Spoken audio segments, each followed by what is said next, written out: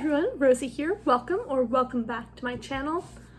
Back in the kitchen, back at the table, here, as the title said, for another TBR organizing, filtering, why do I own so damn many books video. If you clicked on this, despite the last one being a long and rambling mess, thank you. You guys are the best. But hopefully this one's gonna be less than a long and rambling mess. You'll know how long this is. I don't know how long this is gonna be yet. Today, we're here to do the nonfiction side, which I'm hoping is going to be shorter because I do have a lot less books on that list. I think there's only about 120 unread nonfiction books on my TBR of books that I own. I should rewind. Basically, I read ebooks. Ebooks don't take up physical space in my limited apartment, so it's really easy to just accumulate more and be like, that sounds cool, it's $3, I'll buy that. Only when you do that for 4 years, you end up with way too many ebooks.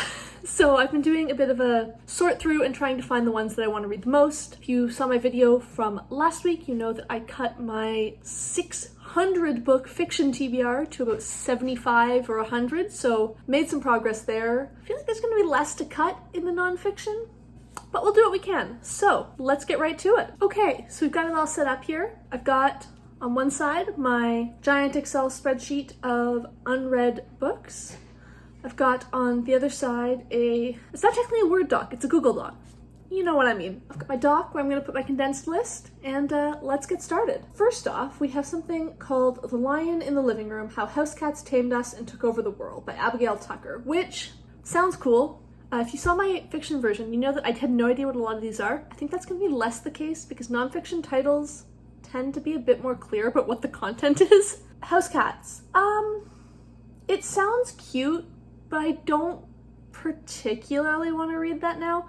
I'll be incredibly biased and say if it was about dogs and how the domestication of dogs made us human and like tamed us and shit, I'd be all over that. I'm just less interested in cats, but maybe someday. So I'm gonna keep the book. As I said in my last video, I'm not unhauling any of these. I'm just not putting them on the list of like, what should I read next? Next is one I do really want to read. Adam Hochschild, King Leopold's Ghost, which is about Belgian colonialism in the Congo, and that sounds really interesting, so I definitely want to read that. Ooh, Harem, The World Before the Veil by Alev, Lytle, Croutier.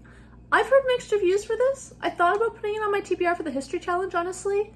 Some people say it's really interesting. It's about the history of harems, I think around the world, but I think focused on the Ottoman Empire and Turkey maybe. And if I'm remembering correctly, the author's one of her ancestors actually like lived and worked in a harem. So that sounds really cool. I think I'll give it a go. I don't know if it'll be great because like I said, some of the reviews were hit and miss, but the concept sounds excellent. Next one is a recent purchase and one I'm really excited about, Scotland, A History from Earliest Times by Alistair Moffat. Mentioned that in my summer book haul, which I will link up above. Basically what it says on the tin, it's a history of Scotland from prehistoric times until the referendum in whenever that was, a couple of years ago. So, sounds really interesting. Would definitely like to read sometime when I am unsure of what I should read while falling asleep. Another recent haul, Narcoland by Anabel, Hernandez. It's all about drug cartels and the drug trade in Mexico and how it goes beyond just the cartels and into some higher levels of society. So another recent haul from that haul video that I just mentioned, and I'm very excited about this one. Now, this one is older, The Husband Hunters by Anne de Courcy. If I remember correctly, it's about the group of American heiresses in the early 1900s, late 1800s, early 1900s, who married into aristocratic but broke British families. Just sort of like a phenomenon that happened. All these families were like, shit, we've got a title, but we have no cash. And then all of these American heiresses were like, hey, it would make our families look super cool if I became a duchess. Here's cash, we get title. So I think it's about that and like the people who like helped organize those relationships and stuff, which sounds really cool. Next one, Too Fat, Too Slutty, Too Loud by Anne Helen Peterson. If I remember correctly, this is an older one.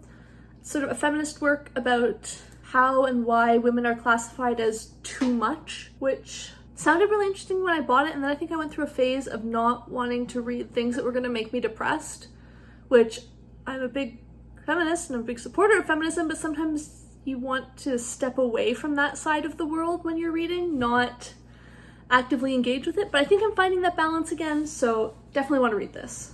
Next, Medium Raw, A Bloody Valentine to the World of Food from the People Who Cook by Anthony Bourdain. Definitely want to read that. I read a couple of his books last year, I think, and they were really good, so definitely want to continue. Guest House for Young Widows by Azadeh Movini. I don't know if I pronounced that right. But this one is a medium-term purchase. I've had it for, I don't know, 6 months or a year, and it sounds really cool. And if I'm remembering correctly, it's about the young women, and maybe not all young, but the young women and widows of ISIS fighters in the Middle East and what's happening to them. This falls sort of in the sounds fascinating but potentially very depressing, so definitely want to read it, but need to be in the right headspace. Another, what it says on the tin, A Distant Mirror, The Calamitous 14th Century by Barbara Tuchman. I saw this recommended somewhere a while back, picked it up because I'm all about that kind of history. I'll read it eventually. Again, some night when I need something to help me fall asleep, I will pick this up, and I'm sure it will be excellent. The Sistine Secrets by Benjamin Bleck. That's gotta be how you say that name, right? It's Bleck. I think this is just about the Sistine Chapel. Again, should be interesting. We'll definitely read it someday. The Family Law by Benjamin Law. I think it's a very old purchase now, but I think he's a comedian, and if I'm remembering correctly, he and his family were immigrants from Asia to either the US or Australia. Now I'm wildly speculating, so I might be wrong.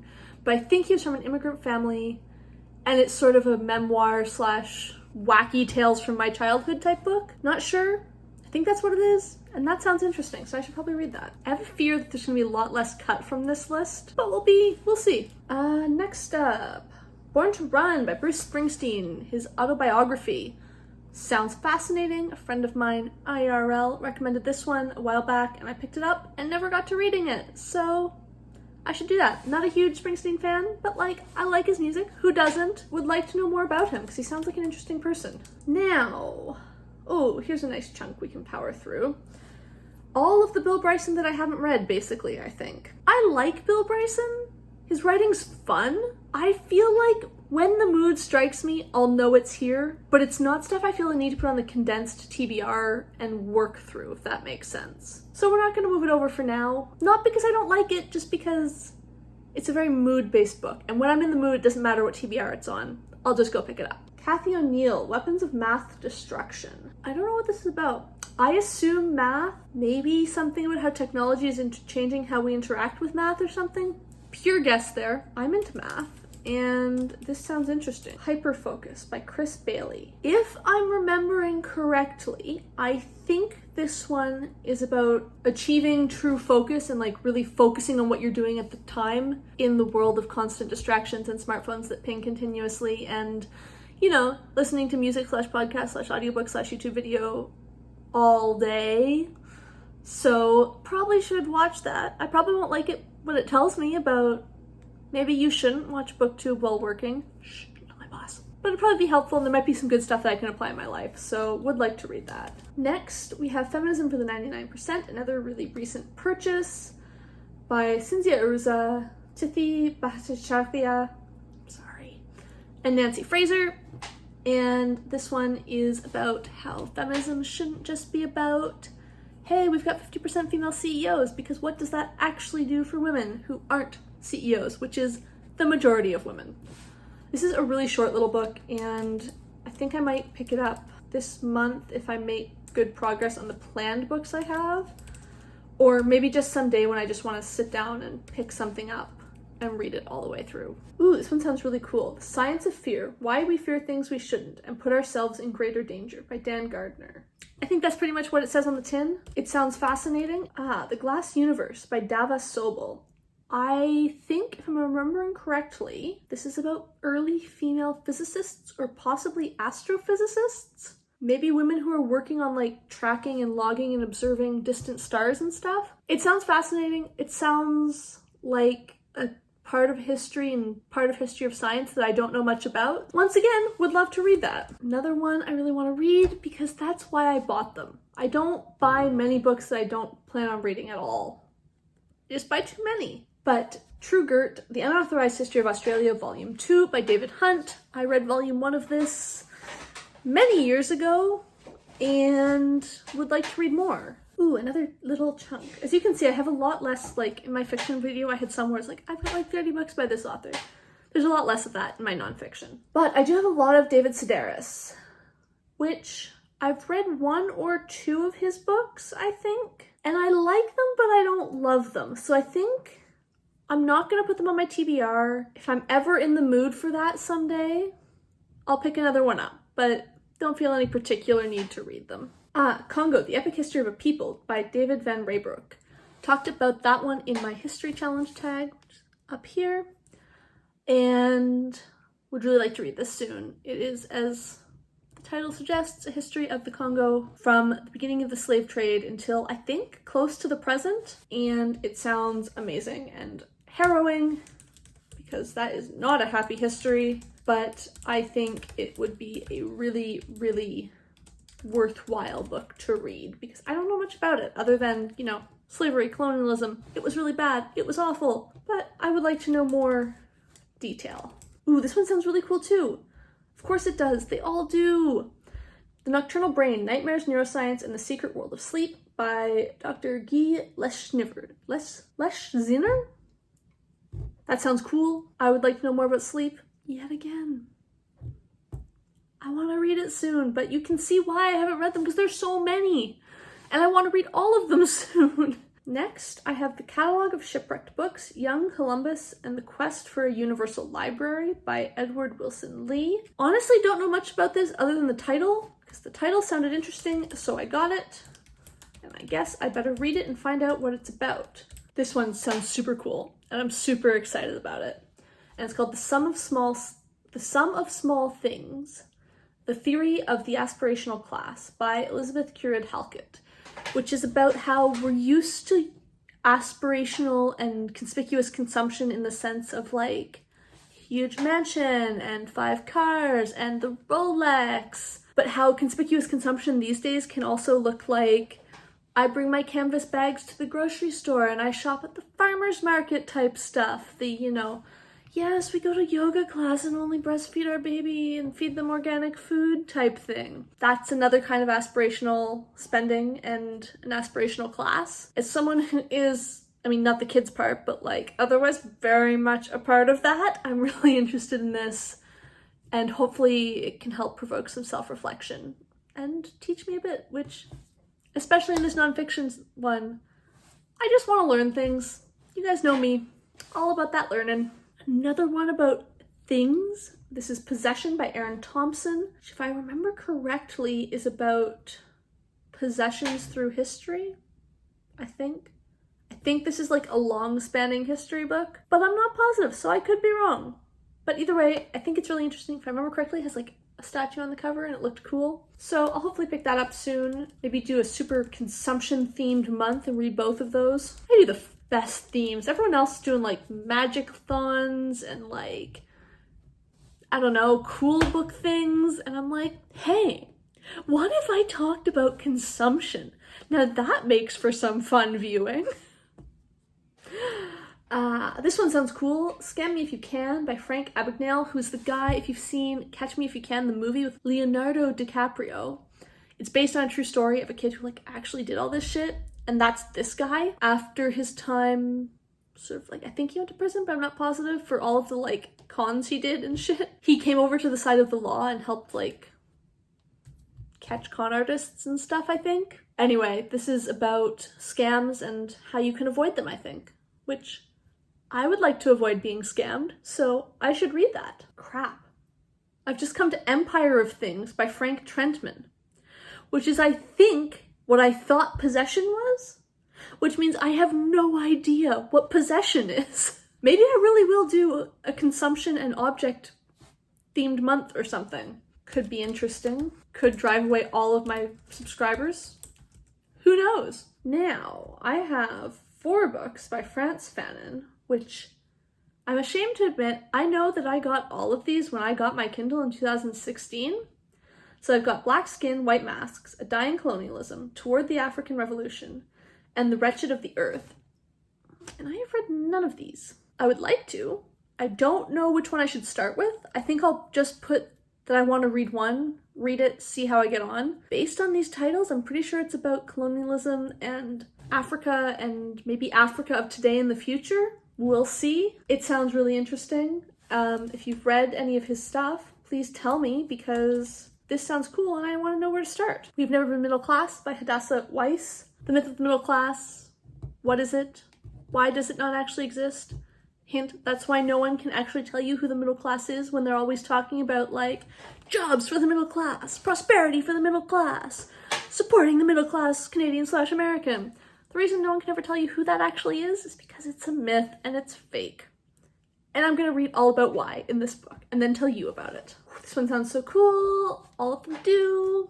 The Girl with Seven Names by Hyun Seo Lee is about a girl/woman now who, if I'm remembering correctly, escaped North Korea and then wrote this book about it. So that sounds fascinating, and I think the reason I haven't read it yet is because it sounds like it's going to be emotional and harrowing and other things like that. So I haven't been brave enough, but like, that's dumb, and she lived through it, so I think I can get through reading about it. A couple more Ian Mortimer's, which I love his stuff. I've read several of his histories of the various Plantagenets and loved them, so we'll definitely read the next two that I have. I'll put Ian Mortimer on the list. I almost saved them because I like them so much. Isabel Wilkerson, The Warmth of Other Suns. I might be wrong about this, but I think this is about migration of Black Americans from the South to the North. Might be totally wrong. That could be false. Don't quote me on it. But if it's the one I'm thinking of, it sounds fascinating and I would love to read it. The Wangs versus the World, Jade Chang. This might be fiction. I'm not sure. I'll post a thing here if it is. If it's not, I have no idea what it is, but I think this one slipped into the nonfiction pile by accident. Then I have James Baldwin, Notes of a Native Son. Again, I think I bought this in 2016 and just haven't gotten to reading it, which is a shame because I clearly thought it sounded interesting enough to buy, so I should look up what this is about and actually read it. Time Travel by James Gleick. I think this is nonfiction about time travel. I'm almost positive that this isn't miscategorized. I don't know much more about it other than it's about time travel, but would like to know what this guy's written on it, so let's pick that up. Set Adrift Upon the World by James Hunter. 99% positive that this is about the Highland Clearances, which is the set of laws and actions put in place in, I think, the 1700s in Scotland, where basically the landowners realized that sheep were far more profitable than tenant farmers, and we're sort of like, hey, we own this land actually. You guys, GTFO, we're putting sheep here now. That sounds grim, but also like super important and fascinating. I have one called India Conquered by John Wilson, which I assume is a history of the British conquest of India, a subject I know very little about. Not sure if this is a good book on it. I'll read it and let you know what I think. This one is one that I've had for years and would really like to read. The Birth of the Pill, How Four Crusaders Reinvented Sex and Launched a Revolution by Jonathan Eig, which is, as it says, about the birth of contraception in the form of contraceptive pills. And that sounds fascinating and I would like to know more. This one, Never Enough by Judith Grizzle, is about science and like brain science of addiction. Sounds fascinating. Revolting Prostitutes by Juno Mack and Molly Smith is about sex work and the legality of sex work and how different legal systems affect sex workers. Recent haul book and would love to read it soon. Lowborn by Carrie Hudson is, I think, part memoir, part like sociology stuff about being lower class in Britain and what that's like and what impact that has. And I've heard it's really good. Why Women Have Better Sex Under Socialism and Other Arguments for Economic Independence by Kristen R. Godsey is not just about sex, but about gender roles and women's place in society and stuff under socialism. So that one is fascinating, and I know a lot of people whose taste I tend to align with have liked it a lot. Then we have Casanova by Lawrence Bergreen. I assume it's going to be a biography of Casanova and who he actually was. I don't know much about. I've seen the movie, but that's about it. Please Kill Me, The Uncensored Oral History of Punk by Legs McNeil and Gilliam McCain. Had this for a long time. I think it's what it says on the tin, and it sounds interesting. Another recent haul, Betraying Big Brother by Letta Hong Fincher. It's about the feminist movement in China and what that looks like and what repercussions it's having on society and the people who are part of it. Goldilocks and the Water Bears, The Search for Life in the Universe by Louisa Preston. I think it's about tardigrades, which are those cool little, like, tiny creatures things that can live under crazy conditions and, like, die for years and stuff. I've had this for a really long time, and I have never actually felt the desire to pick it up. However, that title does make me excited again, so I guess we'll put it on the list. Next, I have I Am Malala, the story of the girl who stood up for education and was shot by the Taliban by Malala Yousafzai, and it's one of those books I just never got to when it was big, partly because I was quite young, I think, when it came out. Not positive on that. But yeah, I just never got to it, but I would actually like to really read it. Her story sounds inspiring and incredible, so you know the drill. Next we have But You Did Not Come Back by Marceline Loridan-Yvain. I'm remembering correctly, this is a memoir of a Jewish woman who spent time in a concentration camp during World War II, and I think the title is a reference to her father who did not survive. Which sounds really, obviously it sounds really hard to read. If something like that was easy to read, that would be kind of worrying, I think. But it does sound interesting, and I think I bought it for a reason. So next I have The Basque History of the World by Mark Kurlansky. I really like Mark Kurlansky's writing. I've read several of his books, and I assume this one is about the history of the world from the point of view of the Basque, the ethnic group from northwestern Spain.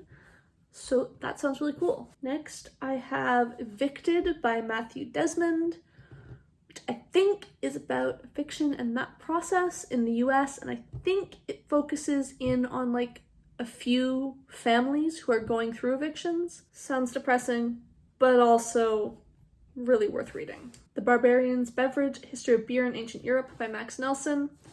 I think what it says on the tin, I'm not a beer person, but I am a microhistory person, and that sounds super microhistory, so I'm into it. Next, I have a lot of Maya Angelou, some of which might be poetry or short story collections. I see at least one poetry collection in there, but I lumped all of her together because I was lazy when I was classifying and didn't feel like figuring out which ones were nonfiction and which ones were fiction. So you know, if you saw my August wrap-up, which will be linked up here, I'm obsessed with Maya Angelou right now. I think her writing is amazing, and I'm loving reading her autobiographies. So I'm definitely going to continue with that, but I don't need to put all of those titles. I can just say Maya Angelou, and I will continue reading them until I have read all of them. Unfollow by Megan Phelps Roper, who was the granddaughter, I believe, of the main leader of Westboro Baptist Church.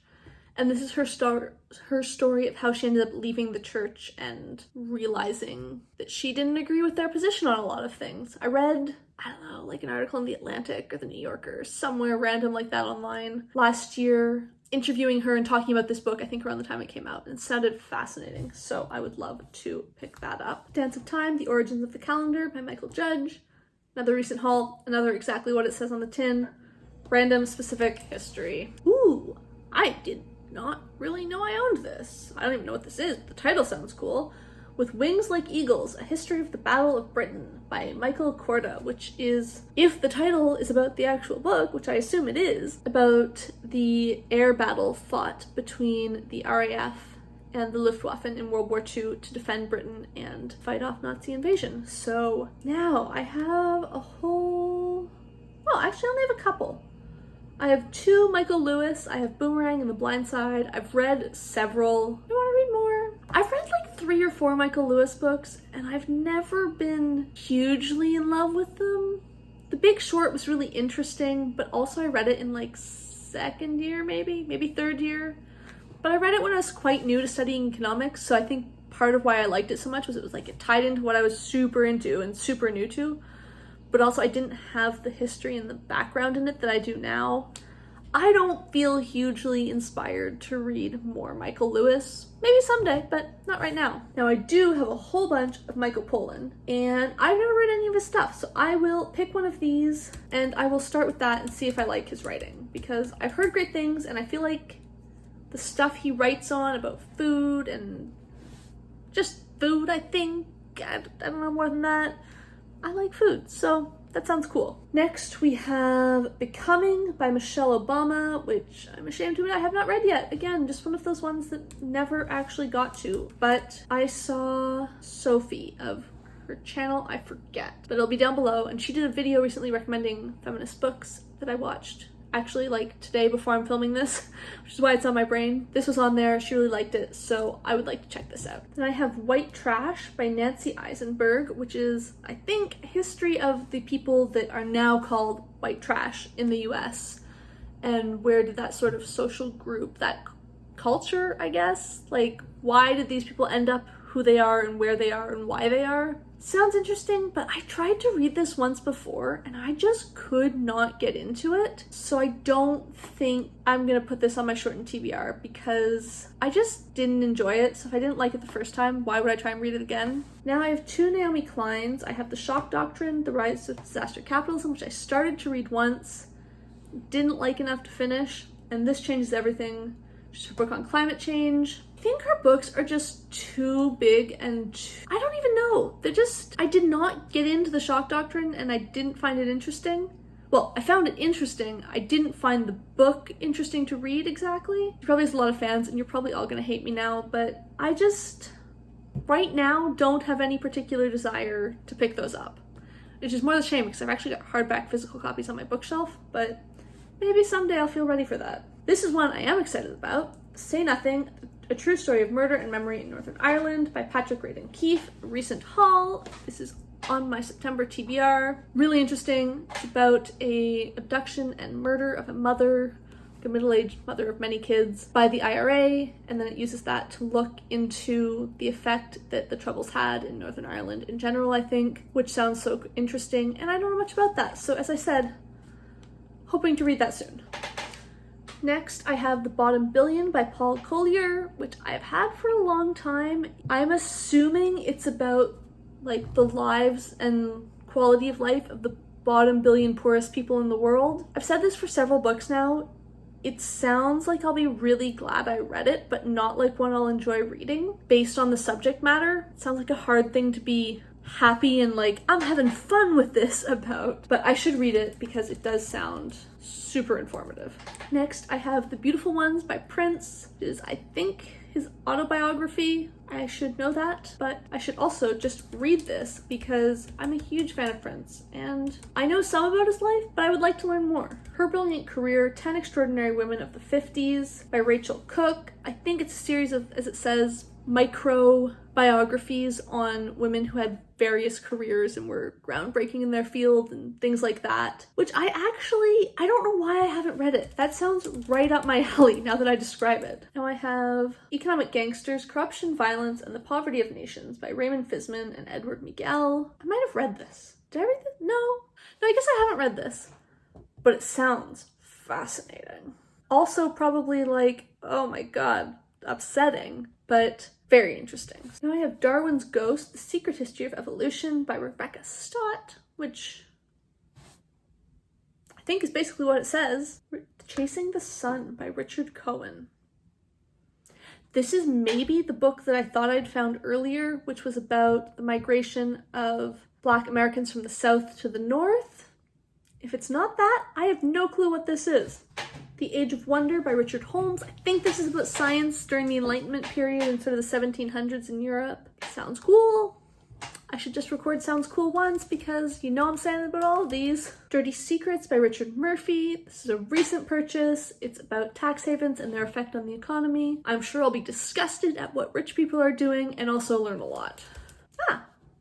This one's misclassified. Underland, A Deep Time Journey by Robert Macfarlane. I'm actually currently reading, so it doesn't have to go on this list. If you're interested, it's about everything that happens underneath the earth throughout time, past, deep past, present. The author goes caving in all the chapters through into what's going to happen in the future. So It's pretty cool. Now I have How to Be a Tutor, A Dawn to Dusk Guide to Tutor Life by Ruth Goodman. I read her book, How to Be a Victorian, like 4 years ago, and I think I liked her first book so much that I've been hoarding this one. You know, some people have like the good china that it's for a special occasion, but they never actually use. Well, this is one of the books that I'm like, I'm gonna really want this someday. I'm gonna really need to read it. So I can't read it now. But that's dumb. I should read books and enjoy them, and if I really need to read it for like a particular mood, I can reread it. Trainwreck, The Women We Love to Hate, Mock and Fear, and Why by Sadie Doyle, another recent purchase, about women who are a mess, and why as society we really judge them and look down on them, but also have that like morbid fascination with them. Yet another recent haul, Pressure Cooker, Why Home Cooking Won't Solve Our Problems and What We Can Do by Sarah Bowen. As the title says, about why the whole movement to like, just cook more at home as a solution to health crises and stuff isn't a realistic recommendation for a lot of people. The Yellow House, a memoir by Sarah M. Broom, is I think about a family and their house, I think a black family, but I'm not positive, in New Orleans throughout history, and yeah, I don't know too much. I've seen it around a lot and it sounded cool, so I picked it up. Then I have The Right to Be Cold, One Woman's Story of Protecting Her Culture, the Arctic, and the Whole Planet by Sheila Watt Cloutier, which is an older book now, I think, but Sheila Watt Cloutier is an Inuit person, I'm not sure which of those is correct, from, I think, Nunavut in northern Canada, and she's a big activist against climate change because, in case you don't know, the Arctic, where the Inuit live, is feeling climate change much earlier and much stronger, so they're really firsthand seeing the effects of climate change. I don't know why I'm smiling, it's not a happy thing. And so she's a climate crisis activist. And I think I saw her speak many years ago, like when I was in high school. I think she spoke at the university where my parents work, and I went to see her. But I never got around to reading the book, which is a shame because I'm sure it is really interesting. Now I have The Gene, An Intimate History by Siddhartha Mukherjee, which is an absolute brick of a book about the gene. I know my sister read it. I can't remember if she liked it or not. I just remember talking to her about it, but it does sound really interesting, and I'm sure it'll be a really good book for before bed sometime. Does anyone else use like a Windows computer at work and Mac at home, or vice versa? Because I do, and right now I'm remote accessing my Windows computer via my Mac because we're working from home and laptops are taking a while and stuff. But it means I keep forgetting, like my muscle memory has to switch back and forth constantly on how to copy paste, because during the workday it's Control CV, and during the nighttime when I'm doing personal stuff it's Command CV. It's very confusing is what I'm trying to say, and I'm struggling. But really, I should count myself lucky that that's my biggest struggle with work from home. Rant over. The House of Government by Yuri Slezkin. I think, if I'm remembering correctly, this is about the Soviet government in Russia, focused on like an apartment block where they all had their big fancy like actually nice apartments. And I've read the blurb on this like 2 or 3 times, and every time it sounds fascinating, and I think I must read that soon. Next I have 1494 by Stephen Brown, which I'm pretty sure is about the year 1494. I have A Brief History of Time by Stephen Hawking. It's actually a relative recent acquisition for me, but honestly, it's not one I actually feel a big need to read. Tell me, have any of you read it? Did you think it was good? Was it overhyped? Will I actually like it? Should I prioritize it? Let me know what you think. Soul of an Octopus, a surprising exploration into the wonder of consciousness by Cy Montgomery, is, I think, about octopus brains and how they interact with the world and stuff. Sounds cool, and I should read this for my sister who loves octopus. I mean, she could read it herself. She's a big reader too, but like, she's into them and I want to know why. Europe Before Rome, a site-by-site tour of the Stone, Bronze, and Iron Age by T. Douglas Price. I think it's exactly what it says on the tin, and it sounds cool. Next, I have Educated by Tara Westover, which another one of those books that absolutely everybody read. I think it was last year, and I picked up, but I never got to reading, and I would really like to read, and I don't know if I'm going to read it soon, but it's one of those books that I keep wanting to fit into a TBR, which, in case you don't know, it's about a woman who was raised in a pretty extreme sect of Mormonism where her father like completely distrusted medicine and education and basically any interaction with greater society, and how later as a teenager and adult I think she realized how abnormal her upbringing was and went on to get an education. The Inconvenient Indian, A Curious Account of Native People in North America by Thomas King, is I think about Indigenous people in North America. I hauled it recently in my only book haul to date, so check that video out if you want me to explain more, because I can't remember off the top of my head, but it is one I'm hoping to read soon. Secret Life of Lobsters, How Fishermen and Scientists Are Unraveling the Mysteries of Our Favorite Crustaceans by Trevor Corson. I'm an East Coast girl. I love me some lobster, and Mysteries of Our Favorite Crustacean? Sign me up. Now, I didn't even know that I had 2 books by Trevor Corson until I made this list. But I also have The Story of Sushi, an unlikely saga of raw fish and rice. Again, sushi! Who doesn't? Yes! Tibet on Fire by Tsering Woozer is about protest in Tibet. It's another recent haul, so check that video out. And it sounds fascinating because I know so little about the situation in Tibet, and I would really love to learn. Now I have Chickens, Mules, and Two Old Fools by Victoria Tweed, which I think this is about like an older English couple who go to live in a remote village in Spain or something, and you know, wacky language things ensue and stuff. Honestly, I picked it up on a sale and it's not really one I'm keen to read. Maybe it'll be interesting, maybe I'll be in the mood someday, but I feel like as soon as I bought it, I was sort of like, wait, I don't actually want to read this. And finally, Elvis in Vegas, How the King of Rock and Roll Reinvented the Las Vegas Show by Richard Zoglin. Picked this up last year. Not a huge Elvis fan.